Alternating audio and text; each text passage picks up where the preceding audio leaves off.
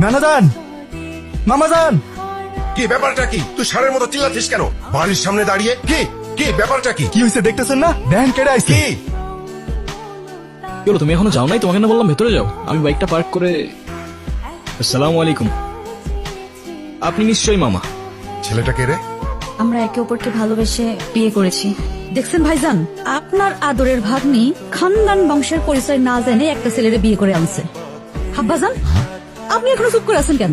আপনি কিছু বলেন না কেন? হ্যাঁ ঠিকই তো। তুই এই শুভ কাজটা একা করলি কেমনে? এতে মনে হচ্ছে আপনি খুব খুশি। এত কুতুর মুতুর করে কেন কথা বলছেন? এই ছেলে, তোমার পরিচয় বলো। আতিফ খান। খান নামের সাথে খান মেশালেই কি খানদান হয়ে যায় নাকি? কি কাজ করো তুমি? এই তো আমি অনলাইনে। কি অনলাইনে কাজ করো তুমি? অনলাইনে তুমি কি করো? জুয়া খেলো নাকি মলম বিক্রি করো? আরে না না। ছি ছি ছি ছি, আব্বা